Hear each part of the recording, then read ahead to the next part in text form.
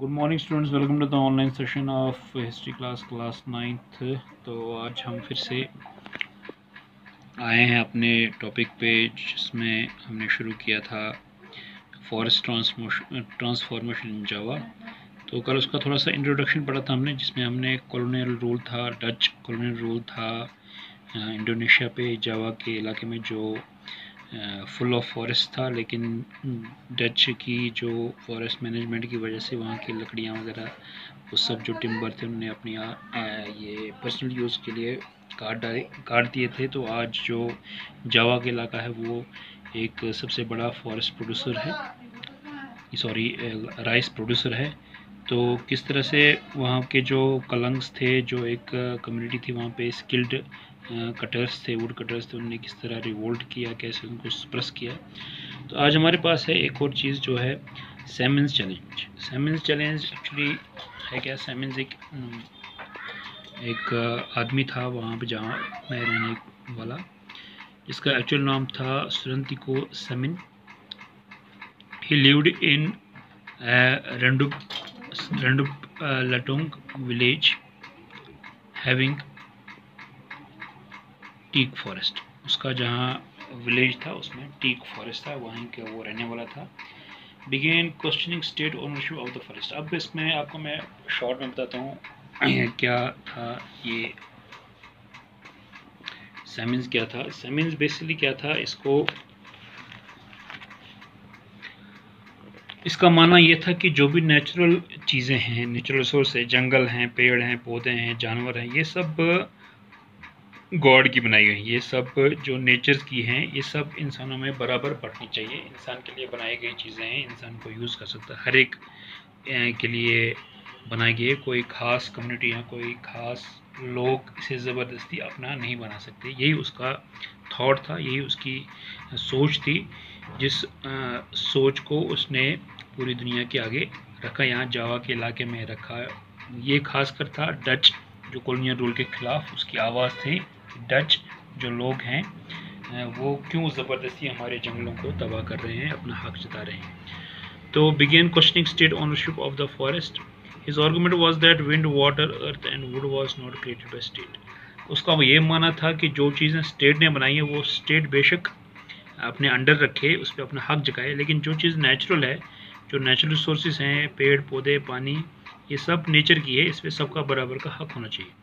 State should not own it, और state इस पर अपना हक नहीं जताना चाहिए। स्टेट मीन्स डच जो थे।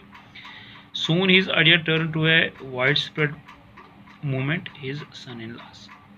और जल्दी ही उसका जो ये आइडिया था ये एक मूवमेंट की शक्ल से ली। इसके सन इन लॉज जो थे, उसके जो दामाद थे, वो उसके साथ मिल गए।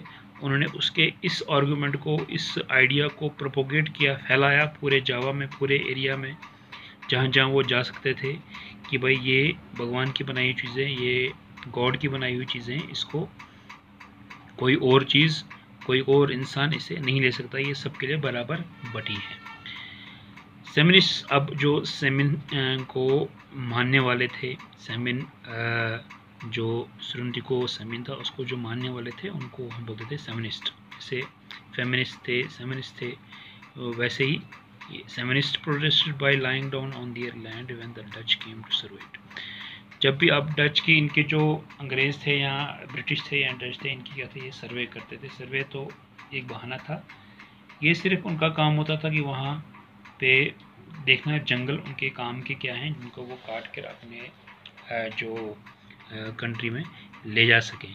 तो जब भी डच लोग जंगलों का सर्वे करने आते थे, तो वो जो सेमिनिस्ट थे वो प्रोटेस्ट करते, वो ज़मीन पे लेट जाते थे, ज़मीन पे लेट कर वो अपना प्रोटेस्ट दिखाते थे। वाइल अदर रिफ्यूज टू पे टैक्सेस और फाइन्स और परफॉर्म लेबर। कुछ लोग लेट जाते थे, लेट कर सड़कों पर लेट कर वो आगे नहीं बढ़ने देते थे, वैसे अपना ये प्रोटेस्ट करते थे। कुछ लोग टैक्स पे करने से मना करते थे, कुछ लोग फाइन पे करने से मना करते थे, और कुछ लोग उनके अंडर काम करने से भी मना करते थे। ये एक वे था प्रोटेस्ट का, कि हमें आपका ना काम चाहिए, हमें आपके अंडर काम नहीं करना है, ना हम टैक्स पे करेंगे, ना हम फाइन पे करेंगे। By 1907 3000 families were following this idea. 1907 तक 3000 फैमिलीज जो थी ये इस आइडिया को फॉलो करती थी।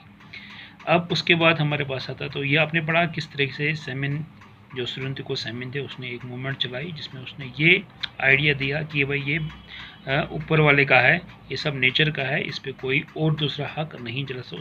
उसी को लोगों ने फॉलो किया और एक मूवमेंट खड़ी हो गई। फिर है वार एंड डिफॉरेस्टेशन। अब वार एंड डिफॉरेस्टेशन एक हमारा अलग इंडिपेंडेंट टॉपिक शुरू होता है यहाँ पे। वार एंड डिफॉरेस्टेशन में क्या है कि ये है फर्स्ट वर्ल्ड वॉर को लेके बात की गई है, और उसमें डिफॉरेस्टेशन का क्या असर पड़ा, डिफॉरेस्टेशन किस तरह हुई वार में, ये हम थोड़ा पढ़ेंगे। अब सीधी सी बात है कि हम जानते हैं जैसे लड़ाइयों में हमें जंगी जहाज़ों की ज़रूरत पड़ती है, नावों की ज़रूरत पड़ती है, शिप्स की ज़रूरत पड़ती है, रेल की ज़रूरत पड़ती है, तो उसके लिए लकड़ी की ज़रूरत पड़ती है। तो लकड़ी कहाँ से आएगी? वो आएगी जंगलों से। तो वैसा ही कुछ इसमें हम पढ़ने जा रहे हैं। The first world war and the second world war had a major impact on forest. अब किस तरह से ये इम्पैक्ट पड़ा फर्स्ट वर्ल्ड वॉर और सेकंड वर्ल्ड वॉर का। केस इन इंडिया, इंडिया में क्या था? Cutting of trees, abandoning and working plan to meet the war need. अब लोगों को जो कटिंग ऑफ ट्रीज था वो शुरू हो गया। इंडिया की बात करेंगे तो कटिंग ऑफ ट्रीज शुरू हो गया। वर्किंग प्लान जो अबंडन कर दिया गया, जो काम था लकड़ियों का वहाँ उनको ख़त्म कर दिया गया। तो कटिंग ऑफ ट्रीज किस लिए था? कि to meet the war needs, जो जंग की ज़रूरतें थी। जंगों के लिए जंग के लिए लकड़ी की ज़रूरत पड़ती है, शिप बनाने पड़ते हैं, क्योंकि मॉडर्न वर्ल्ड वॉर था, शिप्स बनाने पड़ते थे, रेल ट्रैक्स बनाने पड़ते थे, स्लीपर जो हमने पीछे पढ़ा था, तो वो सब इसमें अब जंग में ज़्यादा तादाद में वो ट्रीज कटने लगी। उसके बाद है case in Java. As the Japanese were going to occupy, आपको पता है वर्ल्ड वॉर फर्स्ट में या सेकंड में दो हिस्सों में जो ये फाइटिंग कंट्रीज़ थी, लड़ने वाली कंट्रीज़ जो बढ़ गई थी, इसमें एक जापानीज, जर्मनी और इटली थे, दूसरे में फ्रांस, यूएसए, इंग्लैंड, ये दो एलाइट, और दूसरा जो हमने थ्रू ये राइज ऑफ हिटलर में पढ़ा था। तो उसमें क्या था, जो जापानीज़ थे वो काफ़ी पावरफुल थे, तो वो धीरे धीरे ये जावा की तरफ बढ़ने लगे, जहाँ पे डच का जो हुकूमत थी, या डच का कंट्रोल था। तो as the Japanese were going to occupy the region, Dutch followed the scorching heat policy. तो डच लोगों ने स्कॉचिंग हीट पॉलिसी को अपनाया। अभी स्कॉचिंग हीट पॉलिसी क्या है वो हम आगे बढ़ेंगे। स्कॉचिंग हीट पॉलिसी क्या है? Dutch colonial officers destroyed saw mills. Dutch colonial जो ऑफिसर थे उन्होंने क्या किया, जो सॉ मिल्स थी वहाँ पे, क्योंकि वो हमने पढ़ा है कि वो वहाँ पे जो जावा में लकड़ी काटते थे, लकड़ी काट के अपना वो उन्होंने मिल्स बनाई थी, टिम्बर बनाते थे, लकड़ी काट के वो अपने कंट्री में ले जाते थे, जिससे वो शिप्स वगैरह बनाते। तो अब उन्होंने सोचा कि क्यों ना हम जो यहाँ का हमने ये गोडाउन्स वगैरह लकड़ी के बनाए हैं उनको डिस्ट्रॉय करें, ताकि जापानीज अगर आए तो उनके हाथ भी कुछ ना लगे, वो भी यहाँ से जो यहाँ के रिसोर्सेज को इस्तेमाल ना कर सके। तो उन्होंने स्कॉर्च्ड अर्थ पॉलिसी यूज़ किया। उन्होंने वहाँ के सब गोडाउन्स को, लकड़ी को, जो भी था, उन्होंने उस सबको ख़त्म कर दिया, सब रिसोर्सेज को जला दिया, डिस्ट्रॉय कर दिया, वहाँ सिर्फ राख ही छोड़ दी वो, क्योंकि डच उनका मुकाबला नहीं कर सकते थे। तो उन्होंने ये भी एक पॉलिसी अपनाई कि उनके हाथ भी हम कुछ लगने नहीं देंगे। तो उन्होंने ये स्कॉचिंग हीट पॉलिसी, उसी को हम बोलते हैं। So that's for today, have a nice day.